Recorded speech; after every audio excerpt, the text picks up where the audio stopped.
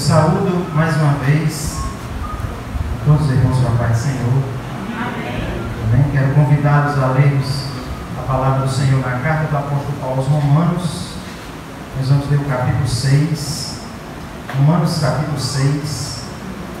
E enquanto os irmãos localizam, eu queria dar aquela explicação que eu sempre dou. Eu estou sem máscara apenas nesse momento da pregação, porque daqui de onde eu estou, eu não ofereço nenhum risco aos meus irmãos. Eu estou bem mais do que 2 metros de distância de cada dos irmãos, e assim eu não ofereço nenhum risco a ninguém. Romanos capítulo 6, dos versículos 1 a 14. Romanos capítulo 6, versículos 1 a 14. Quem encontrou, diga amém. Eu vou ler e os irmãos vão acompanhando a leitura da palavra do Senhor. Diz assim: que diremos, pois? Permaneceremos no pecado, para que seja a graça mais abundante? De modo nenhum. Como viveremos ainda no pecado, nós, os que para ele morremos? Ou porventura ignorais que todos nós que fomos batizados em Cristo Jesus, fomos batizados na sua morte? Fomos, pois, sepultados com ele na morte pelo batismo, para que, como Cristo foi ressuscitado dentre os mortos pela glória do Pai, assim também andemos nós em novidade de vida. Porque se fomos unidos com ele na semelhança da sua morte, certamente o seremos também na semelhança da sua ressurreição. Sabendo isto, que foi crucificado com ele o nosso velho homem, para que o corpo do pecado seja destruído e não sirvamos o pecado como escravos. Porquanto quem morreu já está justificado do pecado. Ora, se já morremos com Cristo, cremos que também com ele viveremos, sabedores de que, havendo Cristo ressuscitado dentre os mortos, já não morre, a morte já não tem domínio sobre ele. Pois, quanto a ter morrido de uma vez para sempre, morreu para o pecado, mas quanto a viver, vive para Deus. Assim também vós considerai-vos mortos para o pecado, mas vivos para Deus em Cristo Jesus.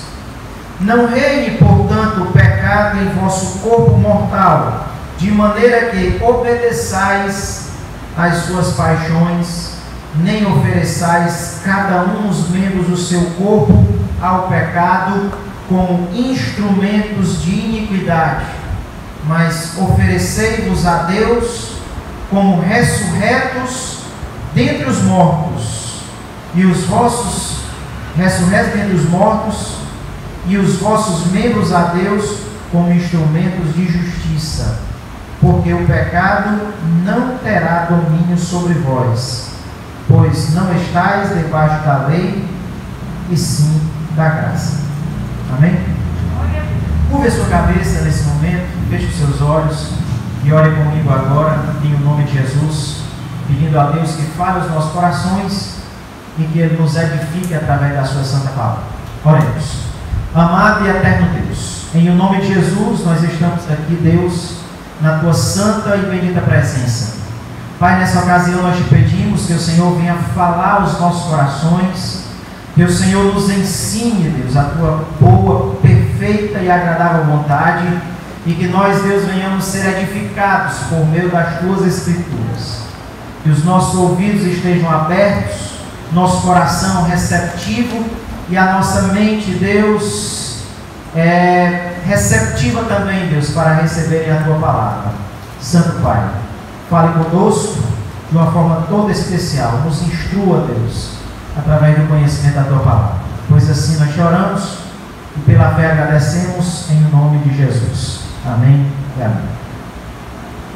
Nós estamos, meus irmãos, falando nessas últimas semanas acerca da carta do apóstolo Paulo aos Romanos, e nas semanas e meses anteriores nós falamos sobre os capítulos 1, 2, 3, 4, 5, e hoje nós estamos iniciando o capítulo 6 dessa carta que na minha opinião é uma das cartas mais importantes, é um dos livros mais importantes de todo o Novo Testamento e quiçá da Bíblia Sagrada inteira.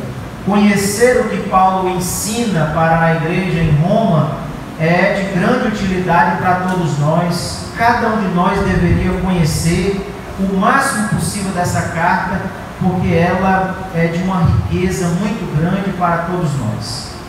Nós falamos na sexta-feira passada acerca da segunda metade do capítulo 5, na qual Paulo vai mostrar que, assim como o pecado entrou por intermédio de um homem apenas, Adão, assim também a justiça veio pela obediência de um só, também a quem Paulo chama de segundo Adão. O segundo Adão, Cristo, foi aquele que obedeceu a Deus, foi aquele que obedeceu a lei, foi aquele que viveu de forma justa, e a justiça desse segundo Adão, Cristo, ela é atribuída a todos nós. E assim como o pecado de um só, de Adão, trouxe juízo e condenação sobre todos, a obediência e a justiça de Cristo trouxe também justificação para todos aqueles que nele creem. E onde o pecado avultou, superabundou a graça de Deus por meio da sua salvação graciosa, tão somente por meio da fé em Cristo. E aí nesse capítulo 6, dando sequência ao que Paulo vai dizer nos capítulos anteriores, Paulo vai responder aqui uma acusação que era constantemente direcionada a ele, Paulo, e também direcionada aos seus cooperadores. Paulo ele foi diversas vezes mal compreendido, diversas vezes, principalmente pelos judeus e por aqueles que queriam viver uma vida legalista baseada na lei, aqueles que eram chamados de judaizantes, aqueles que queriam que a igreja guardasse a lei de Moisés, aqueles que queriam que a igreja se circuncidasse, guardasse todos os princípios da lei de Moisés, e se a igreja não fizesse isso, no ensinamento dessas pessoas, a igreja não poderia ser salva. Principalmente para esses, Paulo era muito mal compreendido, muito mal interpretado. E muitas vezes Paulo foi acusado de ensinar algo que Paulo nunca disse. E o próprio Paulo, nessa carta aos Romanos, ele diz que acusação era essa. Eu já falei um pouco sobre isso, mas falei apenas de relance, porque nesse capítulo 6, Paulo vai trabalhar com mais calma acerca dessa acusação. Volte comigo ao capítulo 3 de Romanos. Capítulo 3, versículo 8, Paulo vai dizer claramente que acusação era essa que faziam a ele e que faziam aos seus cooperadores. Romanos 3, 8. Paulo diz assim: e por que não dizemos, como alguns caluniosamente afirmam, que o fazemos? Olhem só, Paulo está dizendo aqui claramente que algumas pessoas caluniavam ele e os seus cooperadores de ensinarem algo que eles não ensinavam.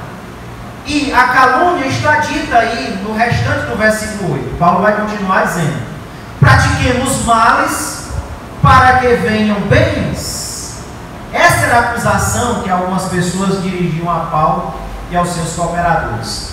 Eles diziam que Paulo ensinava que, já que a salvação é pela graça, já que tudo é gratuito para o homem, e tudo o homem conquista tão somente por meio da fé, e onde abundou o pecado, superabundou a graça, então vamos pecar mais, para que a graça seja muito mais abundante. Essa era a acusação que faziam a Paulo.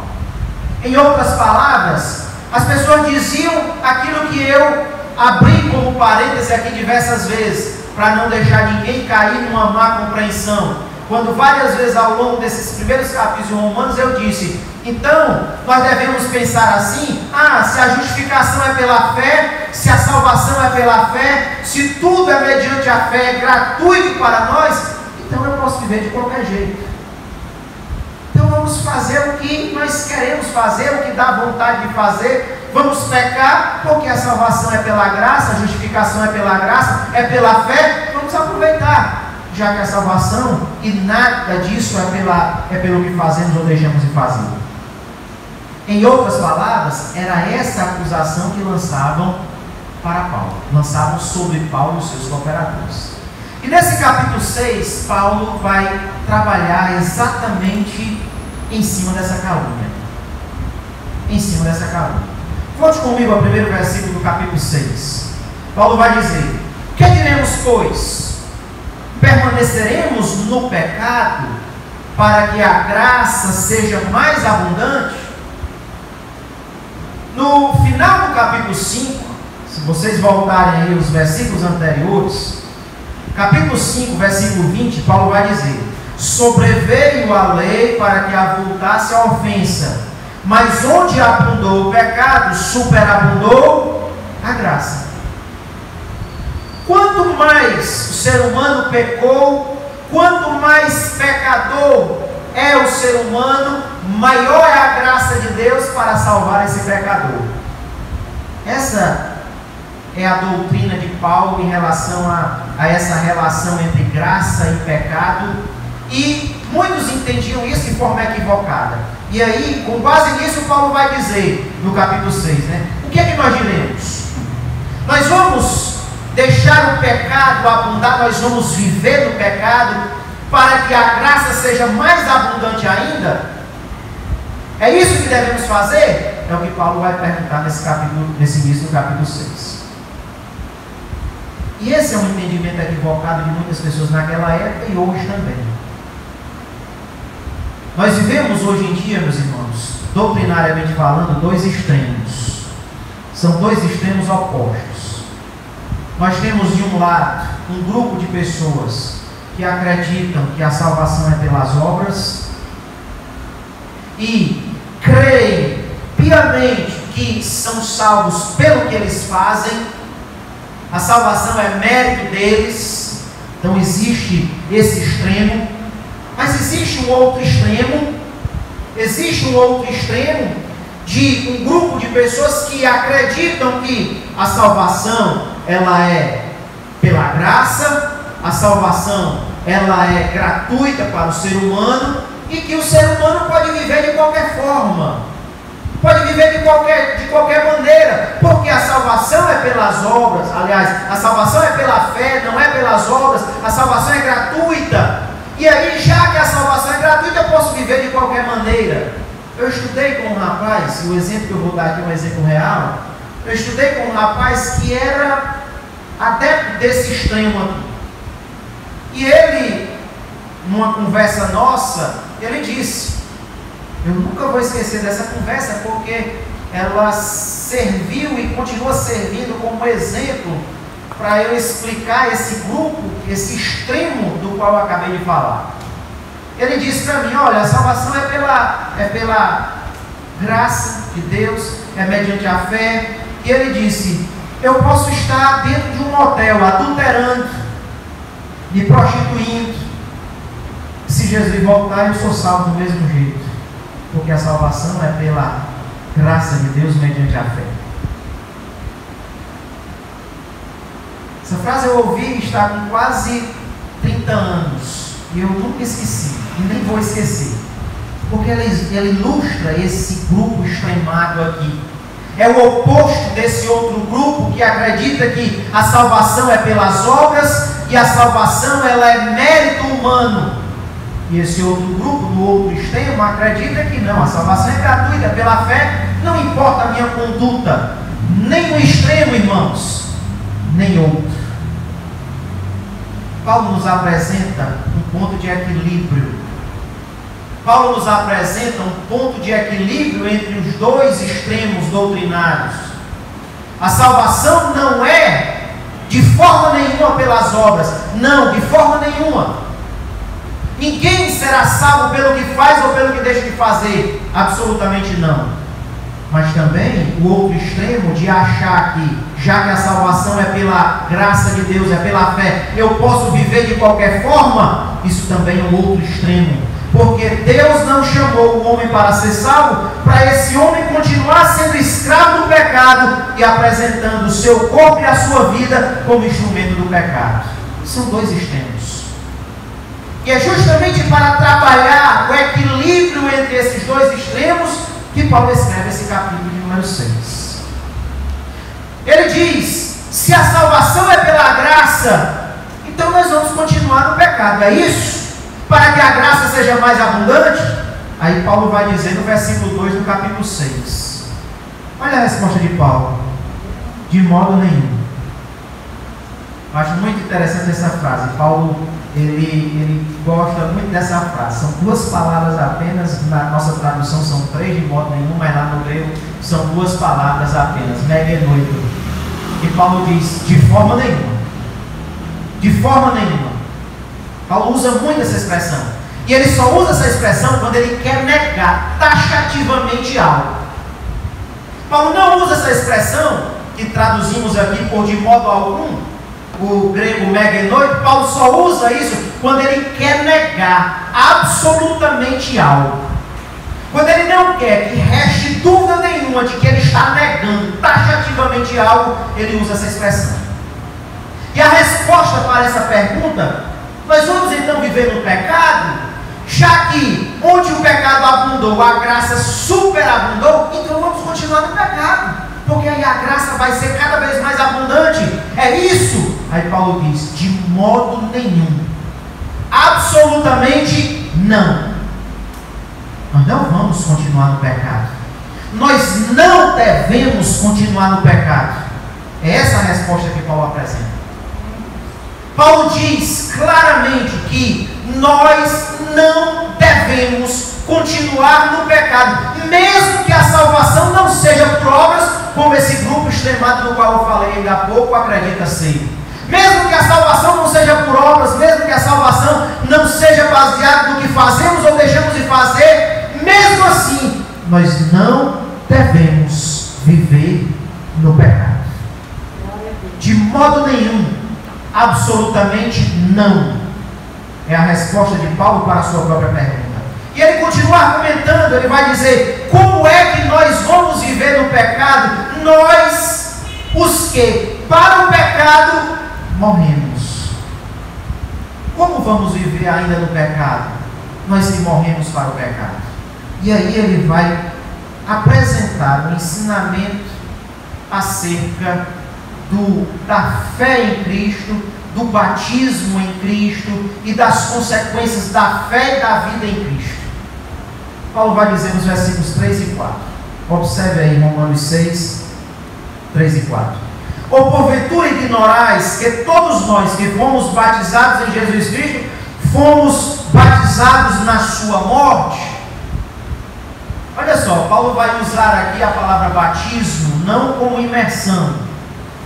Paulo vai falar aqui da palavra batismo como participar, como ser participante de algo. Esse é o sentido da palavra batismo aqui. Ou não sabeis que todos nós que fomos batizados em Cristo, que nos tornamos participantes de Cristo, nós fomos também batizados, ou seja, nos tornamos participantes da sua morte? Vocês não compreendem isso? Paulo questiona. E ele vai dizer no versículo 4: pois fomos sepultados com ele na morte pelo batismo, para que, como Cristo foi ressuscitado dentre os mortos pela glória do Pai, assim também andemos nós em novidade de vida.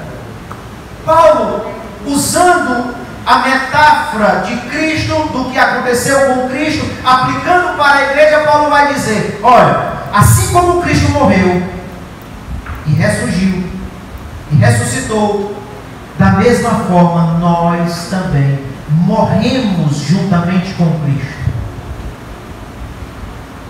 Nós, os que cremos em Cristo, nós morremos juntamente com Ele.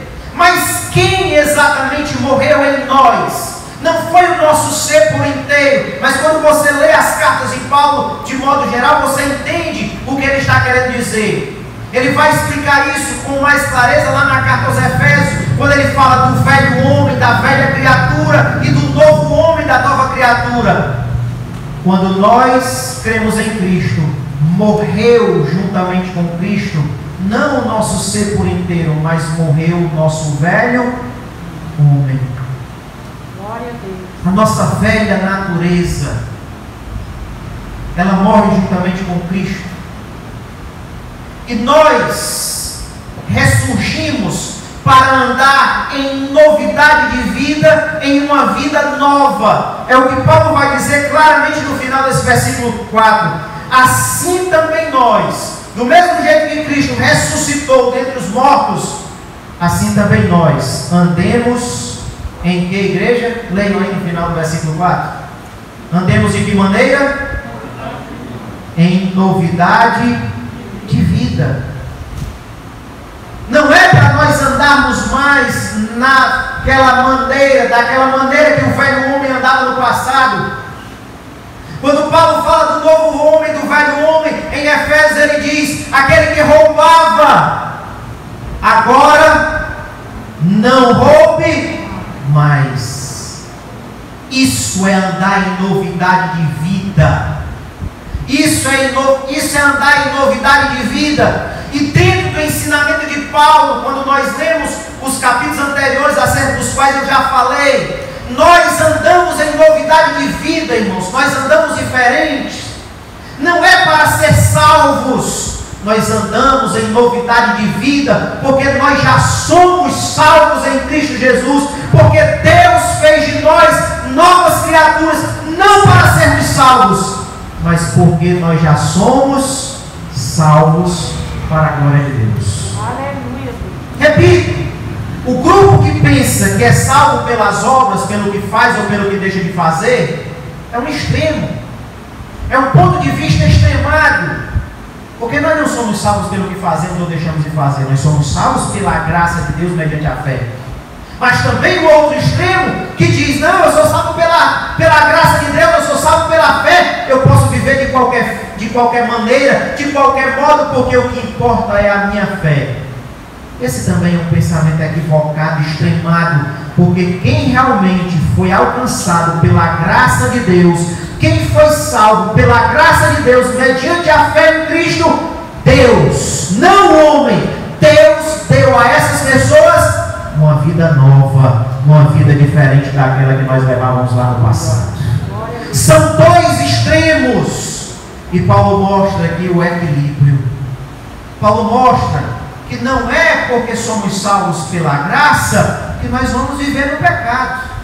Não, de forma nenhuma, porque nós que cremos em Cristo, nós morremos para o pecado. O velho homem que vivia atolado, escravizado pelo pecado, o velho homem morreu e foi sepultado juntamente com Cristo na sua morte. Mas a partir do momento que Cristo ressuscita, com Ele também ressurge um novo homem, uma nova criatura, uma nova mulher, uma nova criatura em qualquer um daqueles que foram salvos pela graça de Deus mediante a fé em Jesus Cristo. Quantos estão entendendo? Digo amém. Você deve viver longe do pecado, não é para ser salvo, mas você deve viver longe do pecado porque você já é salvo. E quem vive com esse pensamento de que não, eu posso viver de qualquer forma porque o que importa é a minha fé, eu posso estar num motel adulterando, como dizia o rapaz de quem eu falei ainda há pouco, quem pensa dessa forma ainda não tem a mente de Cristo, porque Cristo morreu por causa dos nossos pecados, mas Ele ressuscitou para nos justificar, ressuscitou para a nossa justificação e nos fazer viver de uma forma agradável ao nosso Deus. Viveremos ainda no pecado? É a pergunta de Paulo no início desse capítulo 6. Vamos viver no pecado, já que Onde abundou o pecado, superabundou a graça, então vamos viver no pecado. É isso? Paulo diz: de modo nenhum. Nós, os que cremos em Cristo, morremos para o pecado. E assim como Cristo morreu e ressurgiu, assim também nós andamos em novidade de vida para a glória de Deus. Amém, amados? Deus não nos chamou para vivermos atolados no pecado. Deus não nos chamou para vivermos ainda no pecado. Deus não nos chamou para isso. Isso significa dizer que você vai ser perfeito, impecável? Não. Paulo vai tratar dessa questão também no capítulo 7. Tá? Eu não vou antecipar, mas no capítulo 7 Paulo vai falar dessa questão aí, de que alguns acham que vão ser perfeitos. Paulo vai esclarecer acerca disso no capítulo 7. Então eu não vou antecipar, tá? Mas uma coisa eu já lhe digo: você foi chamado para ser uma nova criatura, para andar diferente. Mesmo assim, isso não significa dizer que você vai ser perfeito e nunca mais vai pecar. Não é isso. Você continua sendo um pecador, mas não mais escravo do pecado como era o velho homem. Você peca, nós pecamos, mas nós não somos mais escravos do pecado. Quantos podem dizer amém? Continuemos vendo o que Paulo vai dizer aqui. Olha o que Paulo vai dizer nos versículos 5 e 6.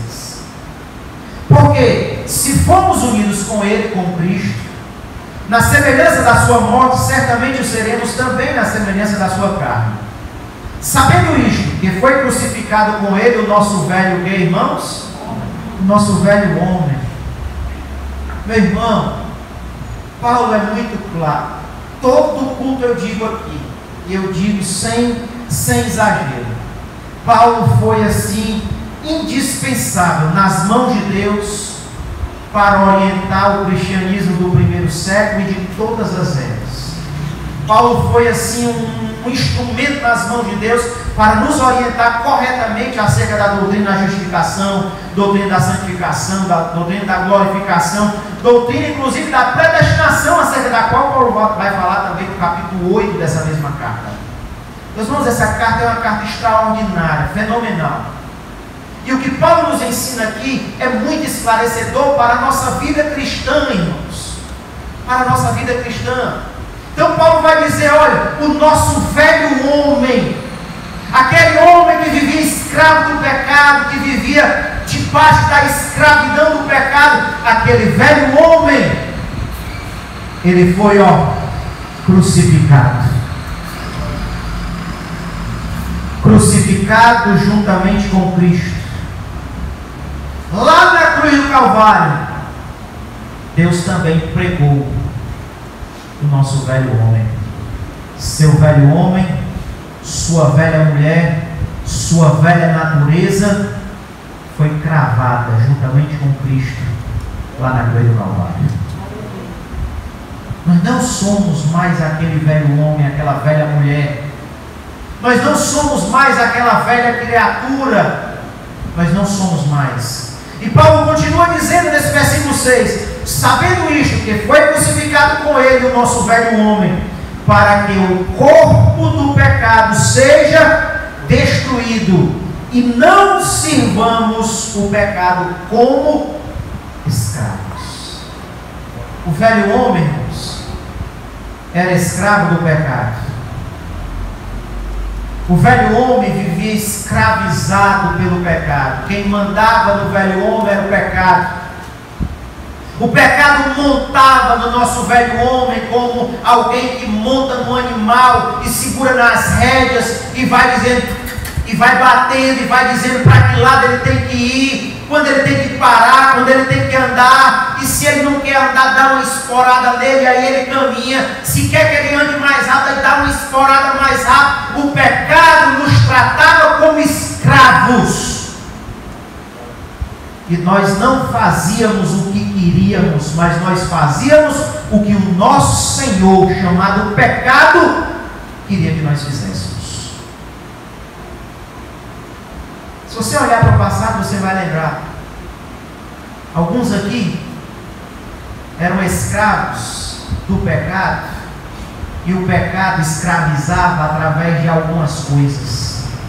Por exemplo, alguns aqui eram escravos da cachaça.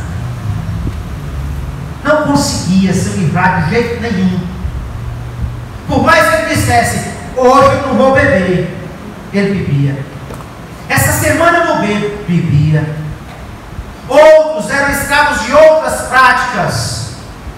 Na verdade, irmãos, nós não éramos escravos da bebida ou de outras coisas. Nós éramos escravos do pecado. O pecado nos dominava. O pecado botava um cabresto em nós. E era o pecado quem dizia, vá por aqui, faça isso, pare, ande, vá mais rápido, corra, ei, para. Era o pecado que mandava em nós. Nós éramos escravos do pecado. Mas quando Cristo foi crucificado na cruz do Calvário, e nós cremos em Cristo, somos salvos pela graça de Deus, mediante essa fé que colocamos em Cristo. E quando nós colocamos essa fé em Cristo, Deus, é uma obra de Deus, não é uma obra do homem, é uma obra de Deus em nós. Deus, quando nós cremos em Cristo, Deus, pela sua graça, Ele nos faz novas criaturas. Ele, Deus, coloca o nosso velho homem crucificado com Cristo lá na cruz do Calvário. E quando Cristo também ressuscita, ressuscita com Cristo um novo homem, uma nova mulher em cada um de nós. Aleluia. Somos novas criaturas, não para viver mais na velhice da escravidão do pecado, mas para viver em novidade de vida, para a glória de Deus. Sabe quem faz isso? Deus é quem faz isso em nós. É por isso que aquele extremo de dizer que não, eu sou salvo pela graça de Deus, mediante a fé, eu posso viver de qualquer forma. Esse pensamento não reflete o plano de Deus para o ser humano. Porque o plano de Deus para o ser humano é salvar o ser humano pela graça, mediante a fé. Mas o plano de Deus também envolve transformar esse velho homem pecador em uma nova criatura que vive uma vida nova para a glória de Deus. É um extremo oposto ao outro. Paulo estabelece o equilíbrio nessa carta. Nós somos salvos sim pela graça, mas não é por isso que nós vamos viver no pecado. Viveremos ainda no pecado? De modo nenhum, de forma alguma. Como nós viveremos no pecado? Nós que já morremos para o pecado, porque o nosso velho homem foi crucificado com Cristo, e agora nós vivemos em novidade de vida para a glória de Deus. Como viveremos no pecado? Nós os que passamos por tudo isso. Paulo é muito claro, Deus. Paulo é muito claro. E me entristece, me entristece bastante quando eu olho e percebo a conduta de alguns crentes e alguns cristãos. Conduta constante. Não estou falando de deslize, de faltas, de alguns deslizes na caminhada. Não estou falando disso, mas estou falando de pessoas que vivem contumazmente, teimosamente na prática de determinados pecados. Me entristece, principalmente porque demonstram não terem conhecido Cristo ainda de verdade, e me entristece também porque estão passando a falsa ideia para o mundo de que aqueles que estão em Cristo vivem como qualquer outro em pecado da mesma maneira. Me entristece, irmãos, quando a gente vê um crente, alguém que diz que é crente e continua nas mesmas práticas de todos os outros, compra a todo mundo e não paga ninguém, mente na maior simplicidade do mundo.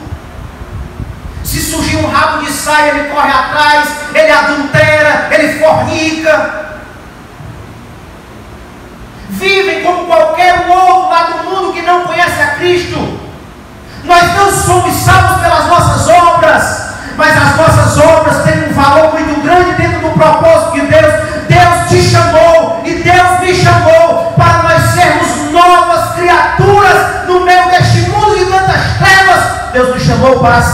luz, para ser sal e para viver de forma diferente, para que todos olhem para uma igreja que Deus colocou nessa terra e diga: ali está um povo que anda diferente. Não para sermos salvos por causa disso, mas porque nós já somos salvos pela graça de Deus mediante a fé em Cristo.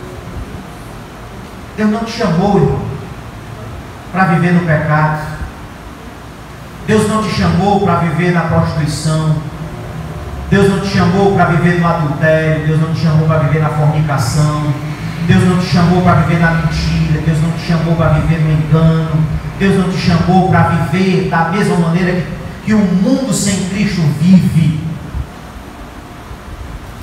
Se você realmente está em Cristo, teu velho homem, lembre-se, nunca esqueça disso.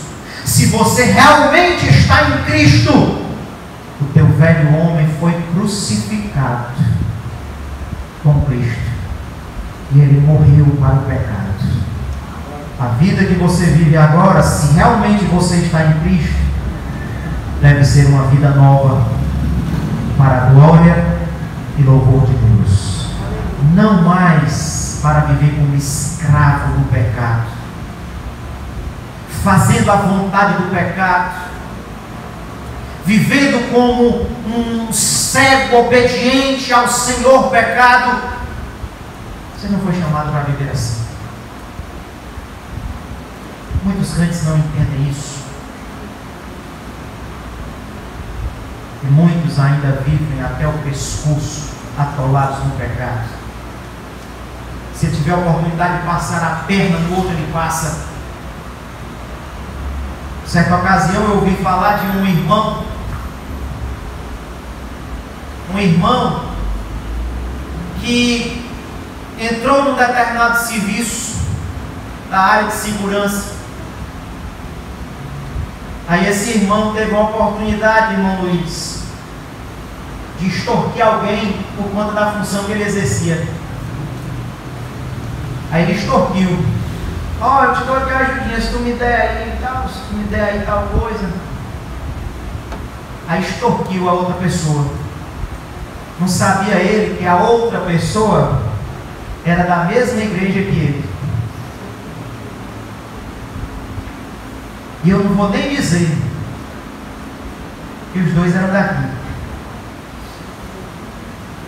Eu não vou nem dizer que os dois eram daqui. Deus não nos chamou para isso, Deus. Deus não nos chamou para isso.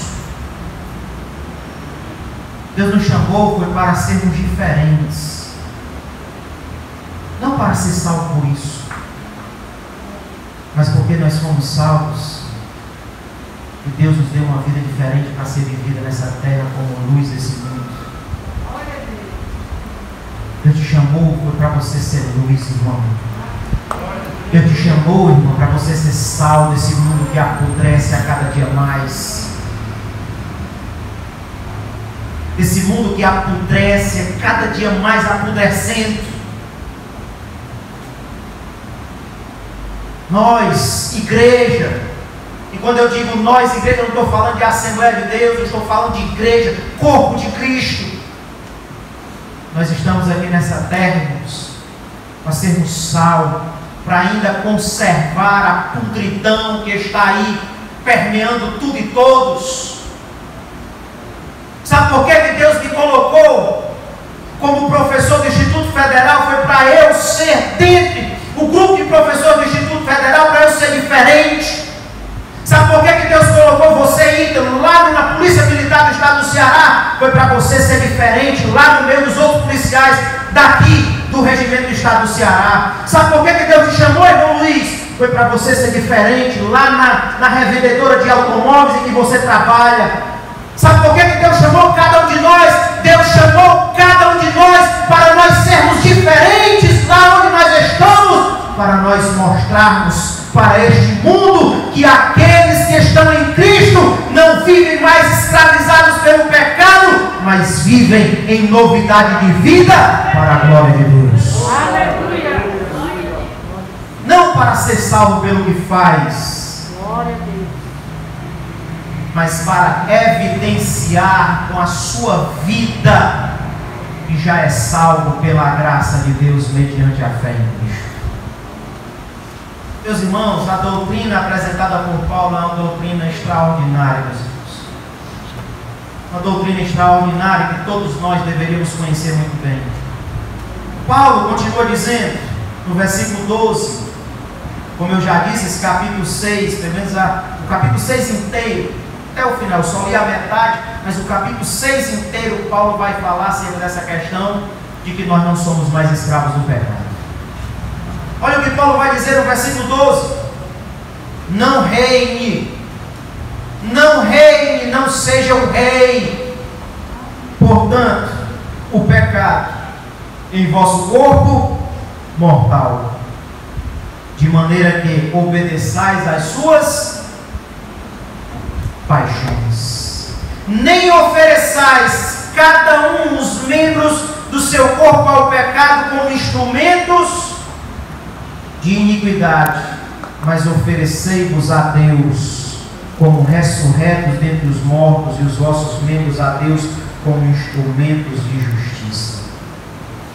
Irmão, fantástica a forma esclarecedora com que Paulo nos apresenta essa doutrina de Deus. Lembre-se, ele começa o capítulo 6 dizendo: que diremos, pois? Permaneceremos no pecado? Viveremos no pecado? Para que a graça seja mais abundante? De forma nenhuma. E ele vem explicando tudo isso, e no versículo 12 ele diz: não reine, o pecado em vosso corpo mortal, não seja o rei do corpo de vocês, o pecado, de maneira que obedeçais às suas paixões. O pecado quer porque quer algo, aí o ser humano vai e obedece aos desejos, às paixões do pecado. O pecado quer algo, aí impulsiona o escravo: vai, escravo, faz isso. Aí o escravo vai e faz os desejos do pecado. Paulo diz: não reine em vosso corpo o pecado. Que o pecado não seja o rei em vosso corpo. Que o pecado não domine no corpo de vocês. Paulo é muito claro nisso. É essa a mensagem de Deus para cada um de nós. Nós devemos viver uma vida santa, irmãos. Devemos viver uma vida íntegra, reta, temente a Deus. Não é para sermos salvos, mas é porque nós já fomos salvos pela graça de Deus mediante a fé em Cristo. E quando cremos em Cristo e fomos salvos graciosamente por Deus, Ele próprio crucificou o nosso velho homem com Cristo lá na cruz do Calvário, e nos fez novas criaturas para a glória e louvor do seu nome, para que o pecado não seja mais o nosso Senhor, para que nós não sejamos mais escravos do pecado, para que nós não sirvamos mais ao pecado como escravos, para que o pecado não seja mais o rei do nosso corpo, para que o pecado não reine mais em nossa vida, e que nós vivamos em obediência ao pecado para satisfazer as suas paixões, aos seus desejos. Pelo contrário, cada um de nós deve oferecer os membros do seu corpo como instrumentos nas mãos de Deus, para viver de forma justa, como instrumentos de justiça. É isso que Paulo nos ensina. Antes nós entregávamos o nosso corpo para ser instrumento do pecado, para fazer a vontade do pecado. Agora nós devemos entregar o nosso corpo a Deus, para que o nosso corpo seja instrumento nas mãos de Deus para a prática da justiça, como instrumentos de justiça nesse mundo, meus irmãos. Louvado seja o nome do Senhor. Louvado seja o nome do Senhor pelo que Deus fez em nossa vida. Deus fez em nós aquilo que a lei jamais faria, aquilo que a lei não conseguiria fazer. Deus fez em nós, tudo pela sua graça, mediante a fé em Cristo. encerrarmos, versículo 14.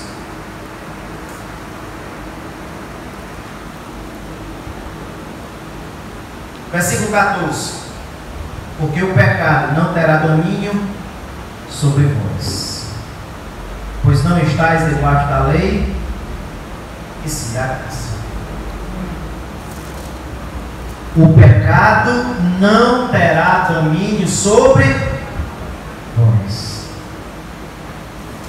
Nós éramos escravos do pecado, irmãos, no passado. No passado, sim, o pecado dominava. O pecado montava e dava esporada, botava um cabresto em nós e dizia: vá para a esquerda, vá para a direita, vá para em frente, pare, volte, vá mais rápido. O pecado nos dominava, o pecado reinava.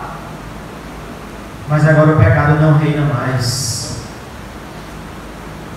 Porque Deus crucificou com Cristo o nosso velho homem e nos fez viver em novidade de vida. Isso é obra de Deus, irmãos, não é obra nossa. Não é você.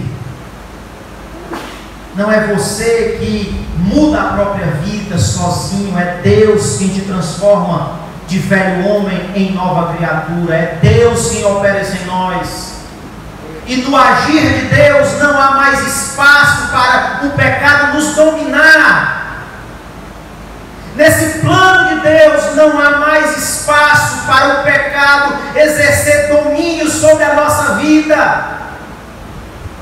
Pastor, então eu fico perfeito, nunca mais vou pecar? Não é isso que Paulo está dizendo. Ele vai esclarecer essa questão no capítulo 7. Mas o que ele está mostrando é que o pecado não vai mais ser o rei, não vai mais ser o dominador, não vai mais ser o Senhor a quem você obedece. O pecado ainda vai ser real, ele ainda vai estar presente em nossa vida. Em diversos momentos nós cairemos, pecaremos, mas ele não é mais o Senhor e o dominador das nossas vidas. Agora o Senhor e o dominador das nossas vidas é Cristo Jesus, que morreu por nós. Portanto, meu, não viva nessa falsa ideia extremada que eu falei ainda há pouco. Não, irmão, nós somos salvos pela graça, mediante a fé. Vivamos de qualquer forma, vivamos no pecado, porque a salvação é gratuita pela fé em Cristo. Paulo responde, de modo algum, de modo nenhum, de forma alguma.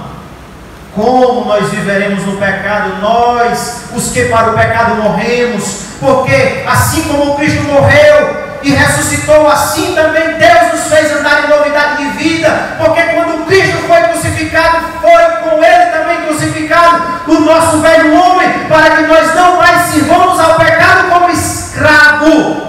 O pecado não reina mais sobre o nosso corpo mortal, para nós vivermos obedecendo às suas paixões e aos seus querer e ao querer dele. Ele não domina mais sobre nós, porque Deus, ele operou em nós o milagre da regeneração.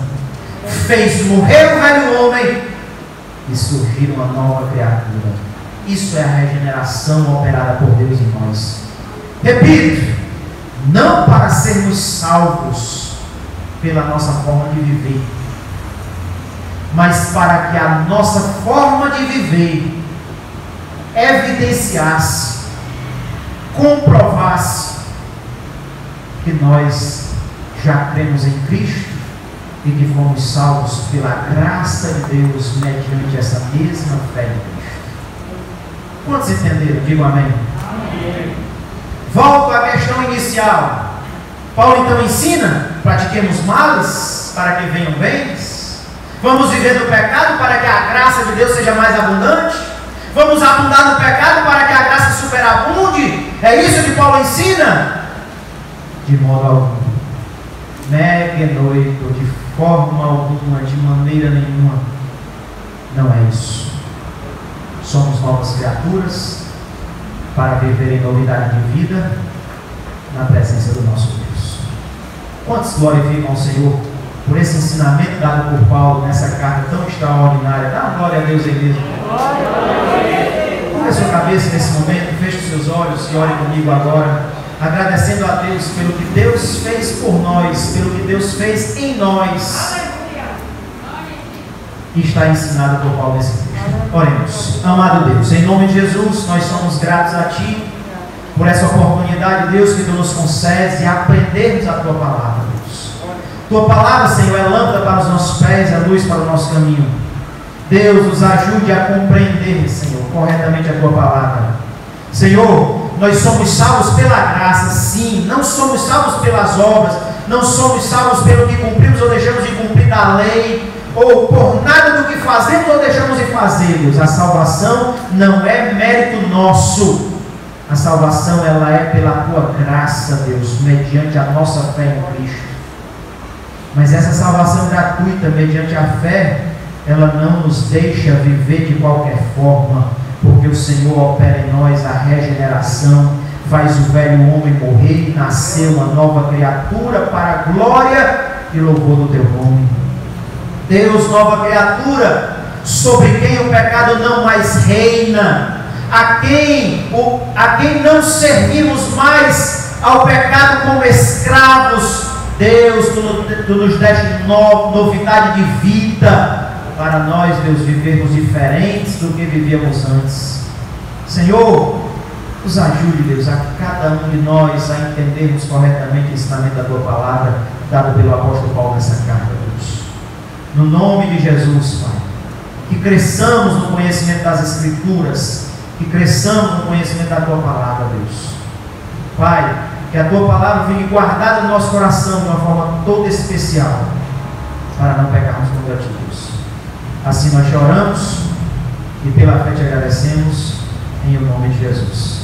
Amém.